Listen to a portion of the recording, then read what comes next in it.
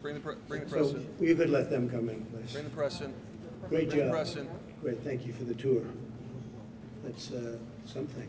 They love seeing you. Yeah, no, it was a great honor. If you feel more comfortable, just say a couple of words. You might want to take the mask off. Otherwise, you can leave it. Either way you want. Look how fast you took that off.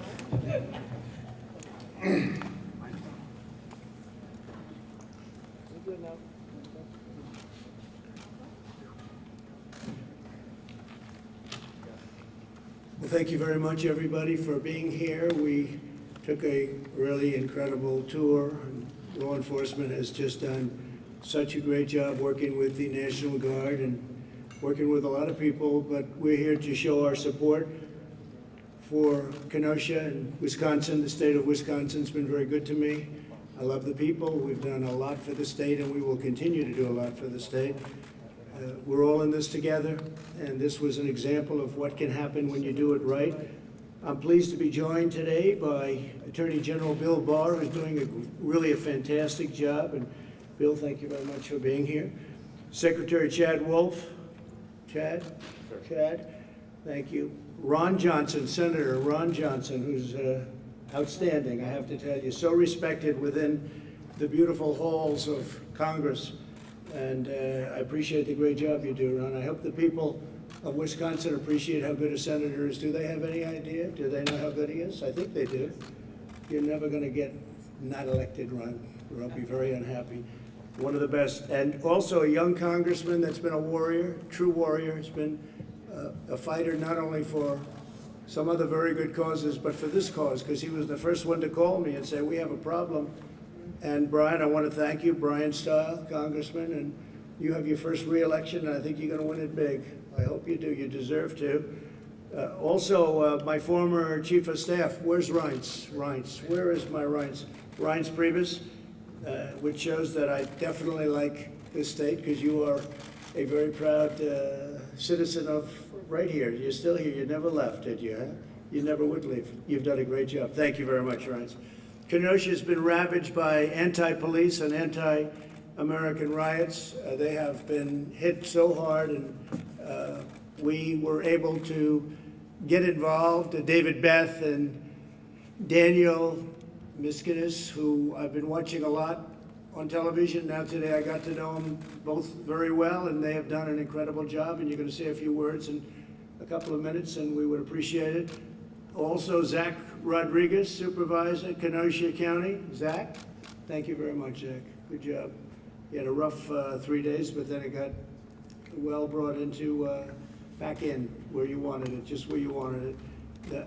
Aaron Decker, Supervisor for Kenosha. Aaron, thank you, Aaron. Good job. Thank you very much. Don Kapla, President of Wisconsin Fraternal Order of Police. Don, thank you very much. Jerry Johnson, National Trustee of the Wisconsin Fraternal Order of Police. Jerry, thank you. People have done a fantastic job, really. You have to be proud of them. James and Sharon Ward, pastors, where is, well, it was great speaking to you yesterday. And you're really a very respected man, and I really enjoyed our conversation. Thank you both very much for being here. Appreciate it. We also have Major General Paul Knapp, who is around here someplace, but he was really right on the, thank you very much, Paul. Thank you. He's been fantastic. Paul and Scott and Linda Carpenter, owners of B&L Office Furniture. Scott, you're back there someplace. Thank you. Thank you very much. You got hit pretty hard, right? You got hit pretty hard. That's all right. It's going to get rebuilt. Kimberly Warner, owner of the Authentic Gifts and Report Candle Factory. That's a very fancy name you have there, Report. That's a fancy name, but I'll bet it was beautiful. Is it, are you going to rebuild? Will you be rebuilding? We were not destroyed, very unfortunately, but So you'll be... I'm here representing the smaller women, small business downtown Okay. area, and just being in support and great thanks for saving the town. Well, we'll be giving you some help, okay? We'll be giving you some help.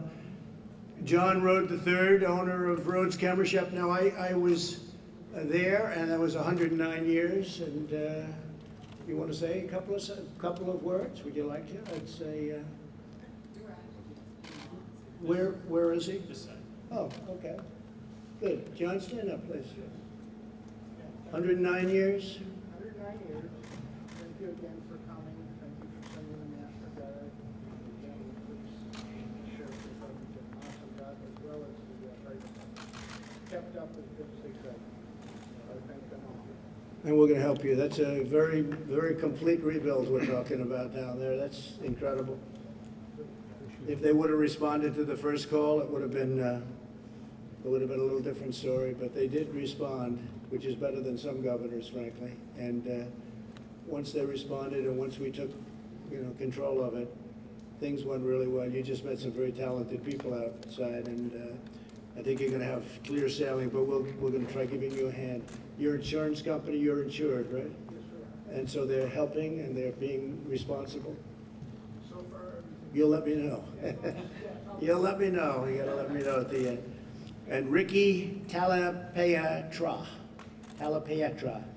That's a beauty. That's a good one. Go ahead, please. Representing two businesses in downtown that were vandalized. We've been able to rebuild, but I also represent the Downtown Kenosha Incorporated organization, who's leading the rebuilding effort for downtown and uptown. It's been a struggle, but our community's been really incredible. More people have come to help, and we know what to do with. But right now, what we need is financial support. Loss of business and loss of property is staggering at this point. All right, we'll be talking to you. We're gonna be helping you with law enforcement. We're gonna be helping you with some economic development. Get it back in shape. Get Kenosha back in shape, and we'll get it back in, I think, very quickly. I really think so. And we'll be helped by John Morrissey, City Administrator of Kenosha.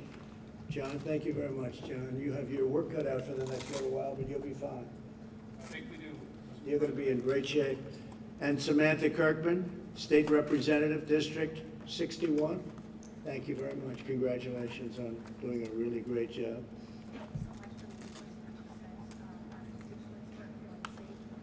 Thank you. Thank you. Great job you're doing. Appreciate it.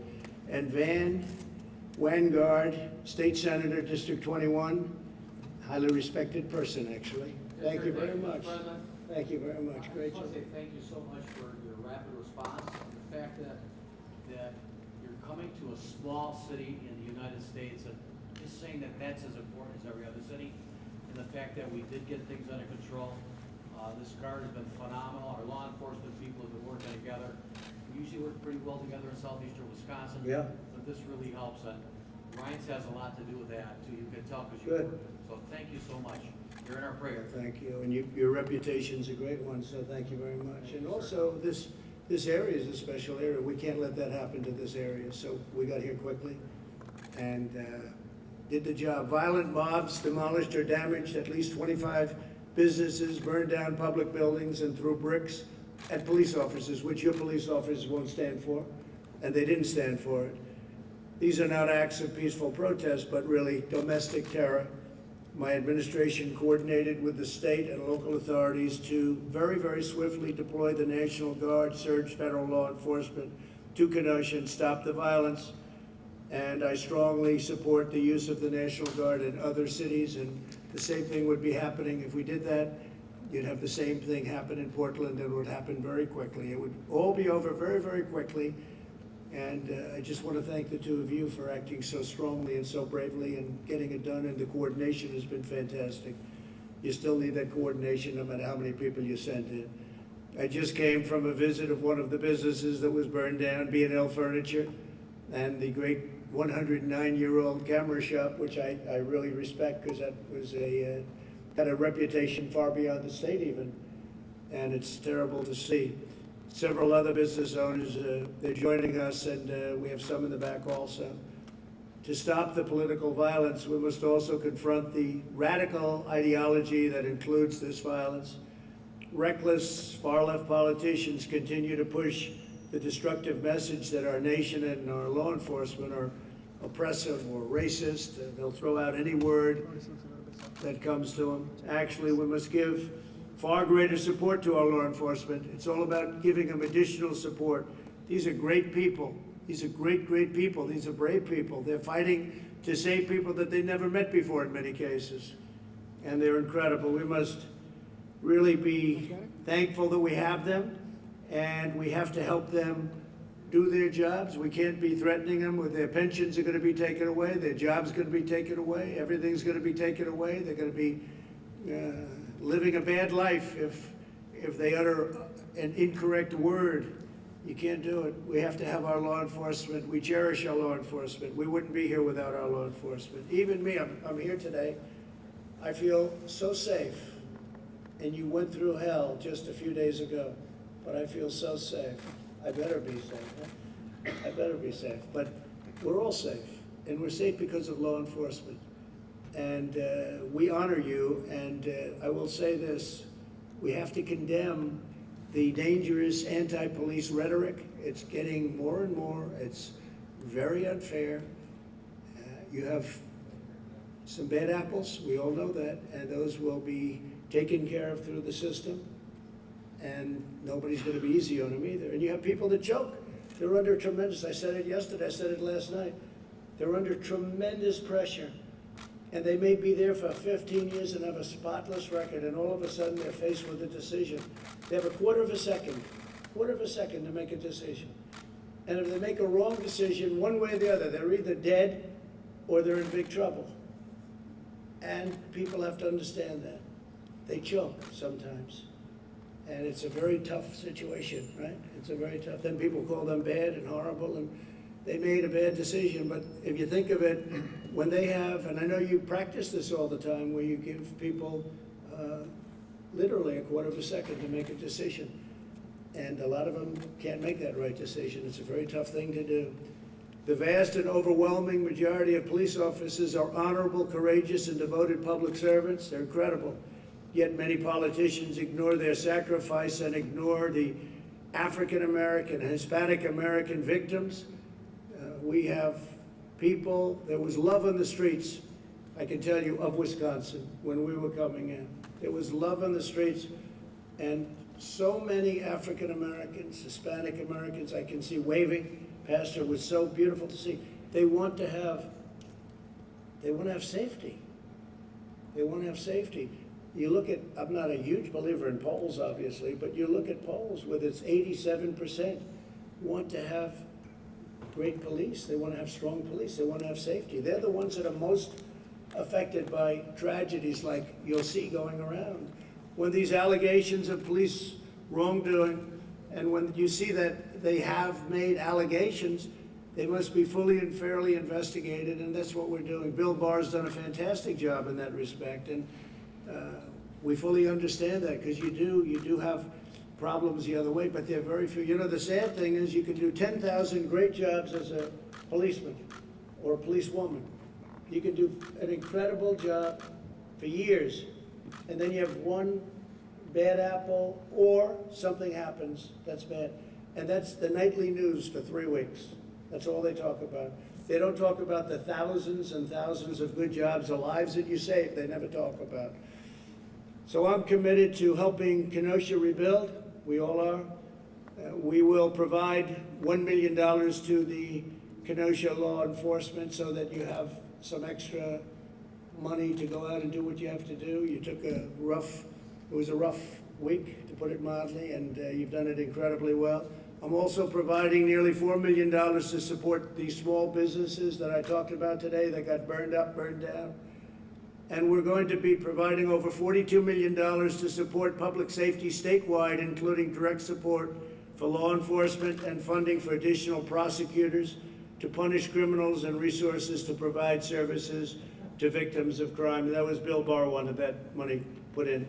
So that's $42 million. That'll help with prosecutors and all of the other things that are so important to you. You need that, because when you grab them and then nothing happens and they're back on the street, that doesn't work out too well.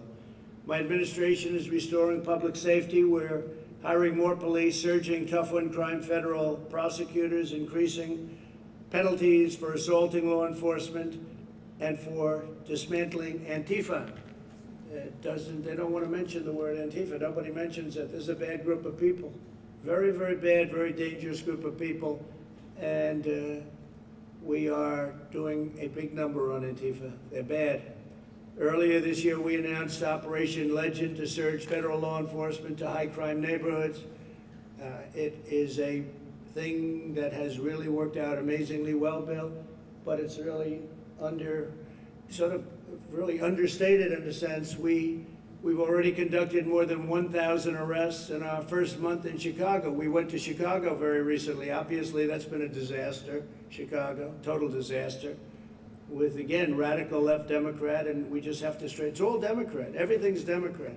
All of these problems are Democrat cities. We don't want to say it, but it is. The top 10 are Democrat, then you go into the top 25 and take a look at that. It's the same thing. We cut the number of murders in Chicago last month in half.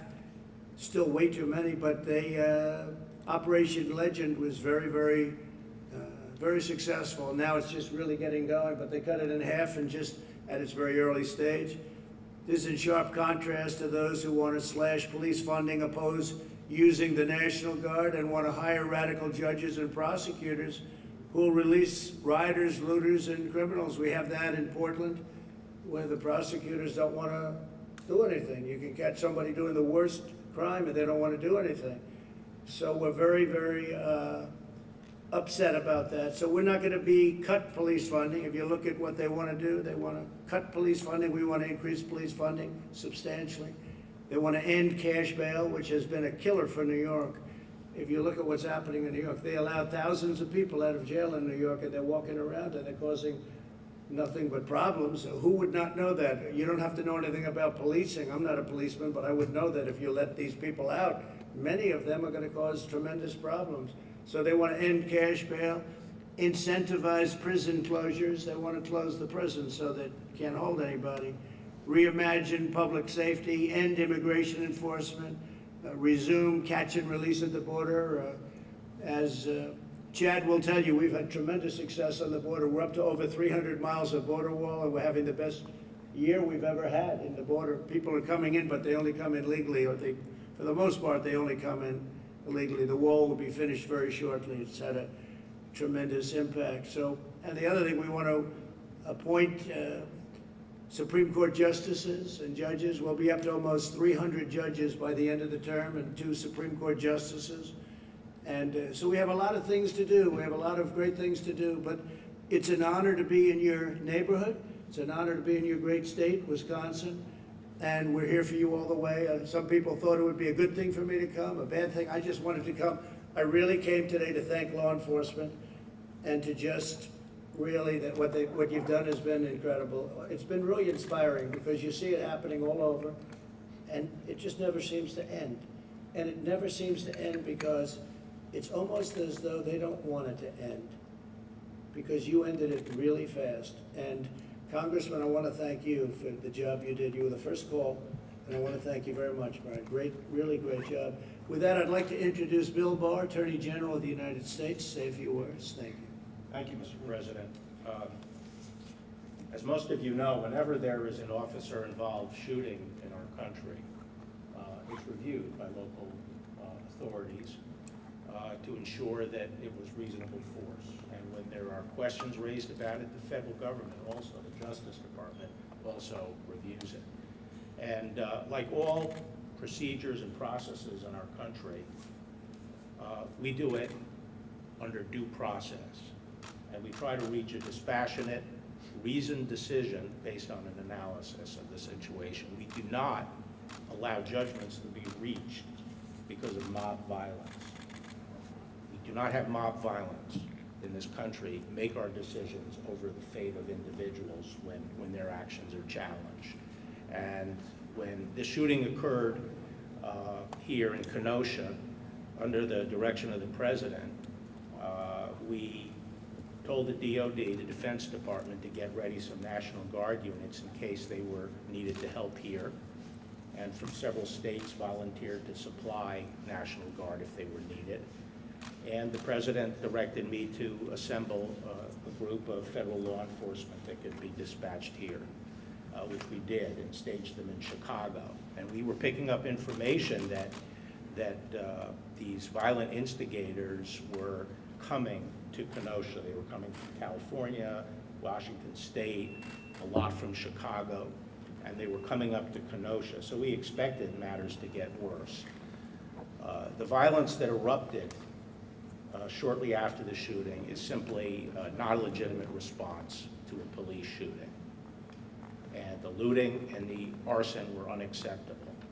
And as it progressed, it became more and more distant from the issue of racial justice. It was violence for violence sake. And once again, we saw the hijacking of a protest by a hardcore group of radicals who were carrying out, planning a coordinated, violent attack on law enforcement, on public property, and on private property. And that can't be tolerated. These are the same people, many of them who came from out of town. Out of 175 arrests, 100 were from out of town. And these are the same people using the same tactics that have been used in various cities, Washington, D.C., Atlanta, Chicago, now Kenosha, Portland. And they use these black bloc tactics, throwing projectiles at police, and literally trying to inflict injuries on police, arson, and rioting. They came equipped, as even the mayor of Washington acknowledged, they come equipped to fight. And it's completely unacceptable, and the state is the first line of defense.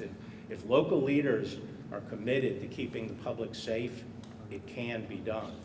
And while it was slow in getting off the starting block, this is an example that when you have the local political leadership backing the police, you have the state willing to put in the resources in terms of National Guard, and the federal government able to come up with support such as the FBI, the Marshals, and ATF, who have some special skills and forensic ability to help, there will be peace on the streets. And there's going to be accountability. What people don't see is that in all of these cities, there are task forces of federal and state officers reviewing all the video that we can get our hands on. And when we are able to identify people who committed crimes in these riots, going all the way back to the beginning, whether they're burning police cars or throwing rocks at people, which are deadly, they will be prosecuted. That's a large-scale effort, and it's going to continue. So I can tell you, Mr. President, that as far as the federal government is concerned, we welcome the opportunity to work with state and local to deal with this public safety issue. Law enforcement is used to working together. We do a good job when we're allowed to work together. This is no different than dealing with violent crime where we work together. We can achieve results, and the federal government is willing to use all our tools and all our laws to bring these people to justice. Thank you. Thank you very much. You're doing a great job, Bill. Thank you. Senator Ron Johnson from your wonderful state, and he is one of the great senators, I can tell you that, in the U.S. Senate. He's one of the best. Ron, please.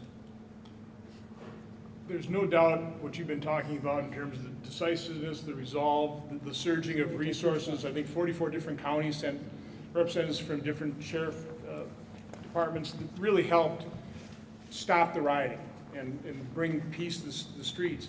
But we have Pastor Ward and his wife, and I reached out because I was just so appreciative of Julia Jackson's words of forgiveness and of healing.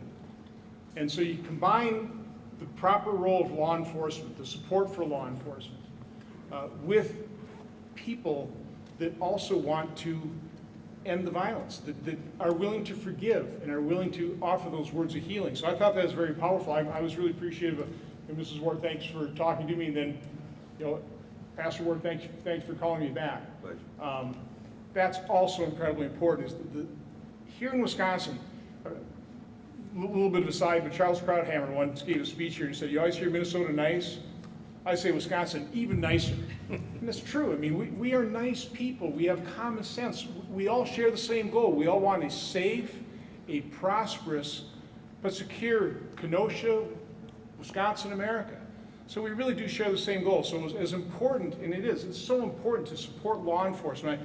My message to the folks out here is that it's a very small percentage of the American population that are doing the rioting, that are trying to defund the police. The vast majority of Americans are so appreciative of the service and the sacrifice and the help they get from law enforcement. So I don't want law enforcement be dispirited at all, because the vast majority of Americans are for you, the vast majority of Wisconsinites.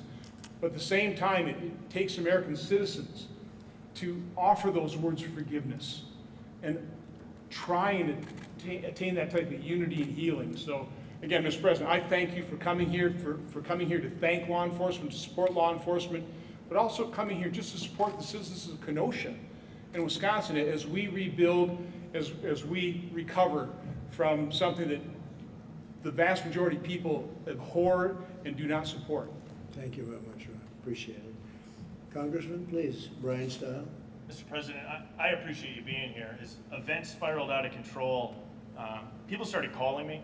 They were scared, they were nervous, they were concerned about their safety, their family's safety, their home, their place of employment, and they were looking for where to turn. And it was very clear from talking to folks here in the city of Kenosha, local elected leaders, that we needed additional resources in the community of Kenosha immediately. That's ultimately why I called you on Tuesday morning. And after only 7 minutes, you got on the phone with me. You said, Brian, I'm there for the people of Kenosha. And the people of Kenosha, everyone that called me, wanted public safety here in this community. And they wanted it immediately. They didn't care if the help was Democrat, Republican, or from the man on the moon. But what you did is made the call that said, enough's enough. We need to get resources into the community of Kenosha. And ultimately, when that offer was accepted, I think it became very clear to the criminal element that they knew that Kenosha meant business. We made some significant arrests in conjunction with local law enforcement, working very well with the federal government, hand in glove when I talk to folks in law enforcement here in Kenosha. And when the federal government works hand in hand with the state and with local government, you can get a lot done. And I think it speaks volumes about the people here in the community of Kenosha. This is a hardworking, family-loving town that wants safety in their community. And one more piece is I've had the opportunity to talk to a lot of the men and women in law enforcement, those on the front lines. I spoke to a gentleman that had a brick thrown at him. I've spoken to law enforcement officers who had horrific words said about them. And these men and women are members of our community that wake up every day, put the badge over their heart, walk out the door, sworn to answer the call to protect our community. And I think you coming and saying thank you to those men and women in law enforcement speaks volumes. And today we have public safety restored. We appreciate all the work you did on that. And now we begin the work of healing and rebuilding Kenosha to make Kenosha stronger than it's ever been before. Good. We thank you very much for being here, Mr. Thank you, President. Brian. Great job. David Beth, Sheriff, please. Mr. President, thank you so much for being here. When this started Sunday night, we knew it was going to get worse, but we really didn't know how bad. And there was no way that one, or in our case, two agencies can work together to fight what happened. When we put out the call initially to the state and local law enforcement here, it was a tremendous response, but it still wasn't enough on Monday night. The National Guard started coming on Monday night and started helping us, and their numbers kept growing. And we called Brian on Tuesday morning early, the leaders of Kenosha, and we said, we'll take help from whoever will send it our way. We want to protect the people of Kenosha, the city of Kenosha, the county of Kenosha. We want to protect it. And Brian said, I'm going to make a phone call. And a short time later, we knew that the resources of the United States, of the federal government and of the president were on its way. And we knew that it took a little discussion between state and federal levels, but we're very thankful that it worked out, because as I said, I didn't care who I got help from. I wanted resources here, and after it was approved, and I got the word that the president said, whatever you need, it's coming. And I had some very, very important people from Washington tell me, the president, I have to report to the president, Mr. Barr, and tell him, what does the sheriff want? And the resources just kept coming, the people kept coming, the gratitude kept coming for, and I heard stories, and I probably shouldn't share this, but some people that were in Portland that weren't treated as good as they were treated here. And they said, we can't believe what a different place this is because of how we all worked together rather than not wanting to work together at all. So thank you for being the president that likes law enforcement. On behalf of law enforcement, I'm telling you, the group that's here, I hope you could feel the love that they have for you and everybody who came, and it's quite an operation to watch, to be part of. In truth, in my life, I never thought I would see anything like this, and hopefully I never have to see this again.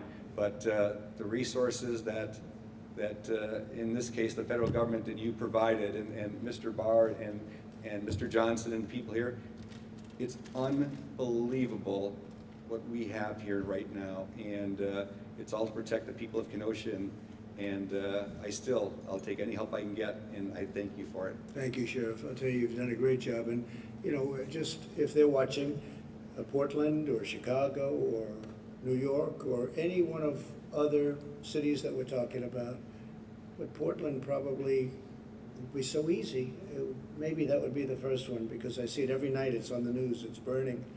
They're always playing games, and I don't know, then he gets up and says, we're trying to work together. The whole thing is great. Then they want to burn down his house last night, the mayor. But we're ready, willing, and able to send in, you know, a massive group of people that are really highly trained. You saw that. They're here. With your experience, right? And we could solve that problem in less than an hour in Portland. So I hope they call. Eventually they'll call. And at some point, Bill, we'll just have to do it ourselves. We're going to have to do something that's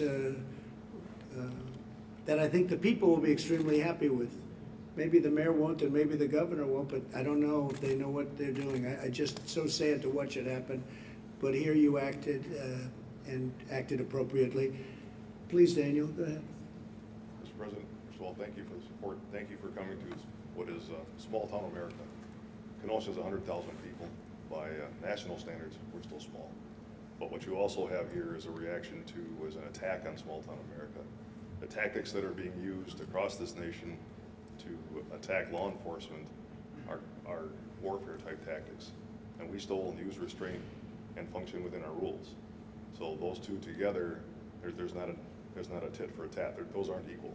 So with the ability of the National Guard to come out and assist us, with the tremendous outpouring of support from the federal assets, from every department that has come out, we were able to restore peace, and we're working toward order and healing and growth. And as part of what is going on in the world, police scrutiny is not a bad thing.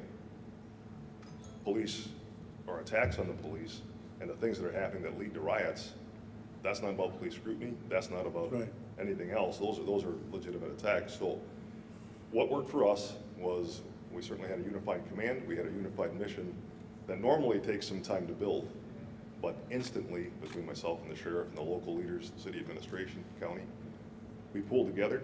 We worked with the city, we worked with state, we worked with officers from southeast of here, and there's not a lot southeast of Wisconsin, or Kenosha, to the northwest corner of the state. We have people from 2 steps away from Canada sending officers down here. So the response here in the law enforcement community was tremendous, and everybody I talked to was here to help restore peace and order for the good people of Kenosha. And thank you for helping us. Thank you, Daniel. Great job you did. Thank you. And you two worked together beautifully. It's really good. Really good job. Please, Jay. Well, thank you, Mr. President. Americans need and deserve both law enforcement and public safety, regardless of where they live, regardless of their politics.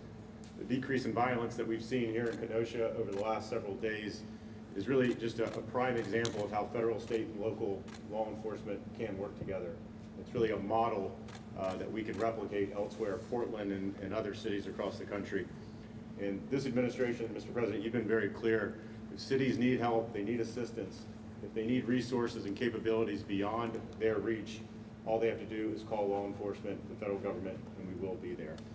DHS partners not only with the Department of Justice, but with local communities every day to protect the citizens of those communities. We're providing law enforcement here in Kenosha some assistance until you're able to rebuild and get back on your feet. So certainly want to extend our appreciation for what you do.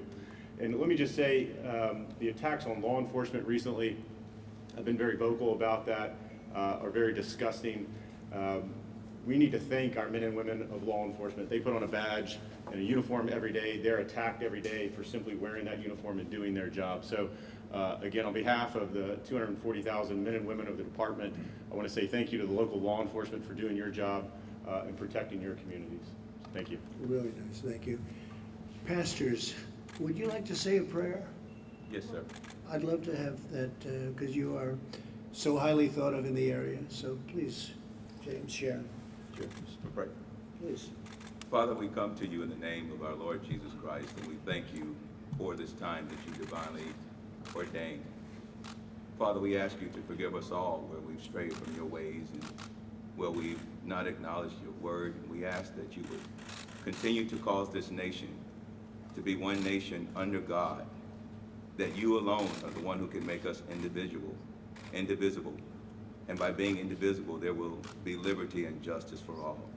We simply pray that you would bring our nation back to you, that your word would be dominant, that you would cause us to walk in love, to live in love, restore empathy and compassion, kindness, concern for each other. Lord, I pray for our president, as your word says, that you would strengthen him and continue to give him the wisdom and the heart to lead during this time, as well as all of the leaders that are here. We give ourselves to you, and we ask you for your good hand to be upon us. In the name of Jesus, our Lord, we pray. Amen. Thank you very much. Sharon, would you like to say something? I would.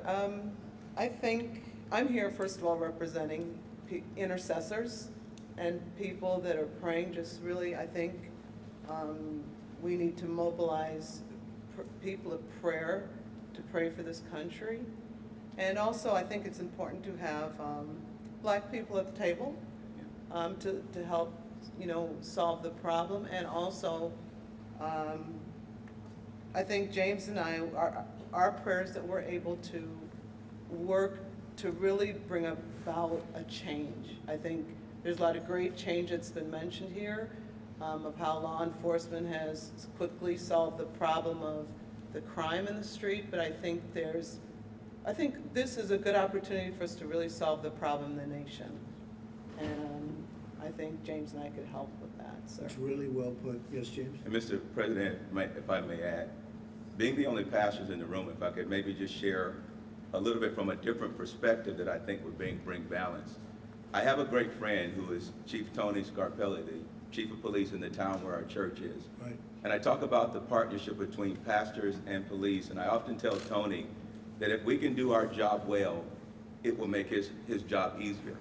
That's because there are three types of law that govern a society. There's spiritual law, moral law, and civil law. Most of the conversation here today has been about civil law, but until we can really focus on spiritual and moral law and change the hearts of people, we'll have to continue to build bigger jails and bigger prisons until we can bring our nation back to the place of spiritual and moral law. We certainly want to honor Julia Jackson. We're her pastors. We're not the pastor of the entire family, but we honor her. Yes, sir, I will give her your regards. And we certainly pray for Jacob's continued healing, and we pray for peace. But I just want to offer to you, Mr. President, that Jesus himself says, blessed are the peacemakers. And we want to help be of service to you and to our nation of having these conversations of how do we rebuild the foundations of spirituality and morality, which gives us the context of love. If you give a righteous, good, moral man the launch codes to our nuclear arsenal, everyone will be safe because he's a good man. But if you give a malicious man who is immoral an ink pen, you have to fear for your life. I would just want to say that we're here to be of service to you and to our country, to bring unity. We believe that we can help to listen with empathy and compassion to the real pain that hurts Black Americans, but we want to be of service to you and to our nation to do whatever we can to bring true healing, true peace, and to really see God's very best in our nation. We're available anytime you will call upon us. So you know what I think? I think you're an incredible couple. I really do. I think you're an incredible couple. Thank you. And thank you very much for being here. Yes, sir. Really, really great. Beautiful. Do you have any questions, please? Mr. President, you mentioned to Attorney General Barr just now that maybe at some point you have to go in on your own. Is that a suggestion that you'd like to send in federal agents to cities like Portland or Chicago? No, it's not, but yeah. No, it's not. It's just that we're tired of watching every night with Portland. They're on night 104 now, and we're tired of watching it because it could be solved in an hour. And we're tired of watching a mayor that has no clue what's going on. And people are calling our office, and people are calling Washington that live in Portland and live in the state. And they're saying, please, please send help. And the governor, we call the governor often, and they say, no, we don't need your help. But I say, your community is burning down. They don't need our help. Now, I don't know if that's political. I don't know what is going on. Certainly not common sense, but we can solve it just like here. We all work together. We came in the federal government, the state government, the city government. Everybody worked together. The senator, the congressman. It was like a beautiful thing. It just came, it just worked.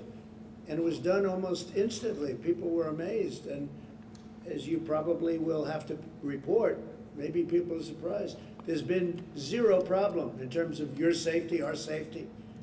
I feel so safe. 4 or 5 days ago, James, we couldn't have done this. The law enforcement's been so great. And we could do this in Portland so quickly, so easily, it would be incredible. We would have done it in Seattle. We were all set to go into Seattle, as you know, the following day. And they heard that, and they sent the police in, and the police did a good job. But the people gave up. They were exhausted. They were there for a long time, and they gave up. They were exhausted. So we're there. I mean, we'd love to help Oregon. We'd love to help, really love to help Portland, because we could solve that problem so easily. We have the people. They're ready. They could be there in less than an hour. Less than an hour. And it would all end. And they got a glimpse of that in this great state. They got a really good glimpse of it. It happened very quickly. And now, I mean, I see it. They're already rebuilding. You're already rebuilding your stores. You'll be rebuilding your stores soon, your camera shop. So we don't want to do that, but at some point we're going to have to do it. We're going to have to do it, okay? Mr. President, I know Mr. President, can you tell me what you would say to the Blake family? I know you didn't get a chance to talk to them, but what would you say to them in terms of the pain they're going through and the questions they have about what happened? Well, I feel terribly for anybody that goes through that. That's why I was so honored to meet the pastors. I feel terribly for anybody that goes through that. As you know, it's under investigation. It's a big thing happening right now. I guess it's under local investigation. I know, Bill, you're also participating, but it's under your local investigation group unit, and I hope they come up with the right answer. It's a complicated subject, to be honest with you. But I feel terribly for anybody that has to go through. And I didn't get to speak to the mother. I hear she's a fine woman. I've heard that from the pastor, a really fine woman. But you can see when I spoke to the pastors, I see exactly what it is, and they understand where I am. And if we can help, we're going to help. But it is a question. It's under investigation. A lot of things happened with that, and other things, frankly, that we're looking at very, very closely. Okay? Mr. President, Kenosha police do not wear body cameras. Should every police officer in the United States wear a body camera? Body cam? Well, that's very interesting. Let me ask Bill to answer that question. Go ahead, Bill. Well, generally, that's a local issue for each police force in each community, the political leaders of the community to decide upon. But I think most law enforcement people I know who were originally skeptical of body cameras are now coming around to feeling that they actually are a net benefit. I've got a question for the pastors, if I might. It's a very tough, you know, the whole thing with the body cam, you read it and you read two sides of the story. How do you feel about it, Daniel? I believe that body cameras would be very helpful for us. You think they're good? I believe they show both sides, where right now officers would be vindicated for some of the things that they've been accused of, and certainly if there were inappropriate actions, those would be captured. But you overall... I support them. How about you? We're good with it. It's already been put into the budget for 2021, and... Okay, so you'll be having them? We'll be having them. Okay, good. May I ask questions to the pastors? The problem of police violence has been described as just the problem of a few bad apples repeatedly. You're going to have to speak up, please. Yeah. The problem of police violence has been described by you, including the President, as just bad apples, a few bad apples, or people who choke occasionally. Some African American community leaders, and a lot of others actually, have said it's systemic. Where do you stand on that? I don't believe that. No, I don't believe that. I think the police do an incredible job. And I think you do have some bad apples. I think you'd agree. Every once in a while, you'll see something. And you do have the other situation, too, where they're under this tremendous pressure and they don't handle it well. They call it choking, and it happens. And no, but I don't believe that at all. I think I've met so many police. I have the endorsement of like so many, maybe everybody. And frankly, I think they're incredible people. They want to do the right thing. It's a tough job. It's a tough job. It's a dangerous job. But I have to say this to the police. The people of our country love you. You don't hear that. You don't hear it from them. But the people of our country love you and they respect you. And you know it. You feel it in your heart. Or you wouldn't be doing it. Or you wouldn't be doing it. But there's a great love. And when they see what goes on, and when they see a case like this where it's solved so quickly, they respect the police a lot. Really a lot. So you should hear it at least. Mr. President, to follow on that, we're focusing on violent actions, but there have been countless nonviolent protests here in Wisconsin and across the country this summer. People calling for an end to systemic racism. Do you believe systemic racism is a problem in this country? Well, you know, you just keep getting back to the opposite subject. We should talk about the kind of violence that we've seen in Portland and here and other places. It's tremendous violence. You always get to the other side. Well, what do you think about this or that? The fact is that we've seen tremendous violence, and we will put it out very, very quickly if given the chance. And that's what this is all about. Yeah, I keep hearing about peaceful protests. I hear it about everything. And then I come into an area like this and I see the town is burned down. I mean, you look at Minneapolis, they should have acted much quicker. When we got the National Guard in there, it took literally a half an hour. You saw the scene. They formed, they walked, it was over. And they haven't had a problem of any consequence since. Their police weren't allowed to do the job that they could do. They have a very good police department, but they weren't allowed. Now they want to break it up. They want to end it. They don't want to have a police department. They want to not only defund, they want to get rid of it. It's ridiculous. So I just say this, that the kind of violence that I saw, you may have protesters, but you have some really bad people too. You have anarchists, and you have the looters, and you have the rioters, you have all types, you have agitators. And that's what you should be focusing on with your question. I keep hearing about peaceful protests. It's become really, I think it's hurt the media very badly, because you have somebody standing on one of the networks, I won't say which one, but there are more than one, many of them, saying how it's a peaceful protest, and over the shoulder you see the whole place is burning down. It's become a pretty common sight.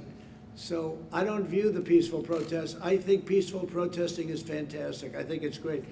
But by and large, this is not peaceful protest. When you walk into an area and you see buildings that have burned down, and fortunately here we stopped it early, and so the damage is relatively minimal. But when you look at some of these areas that they just don't ask for the help, they refuse to allow us to go in and help them. And by the time you get there, the place is disintegrated.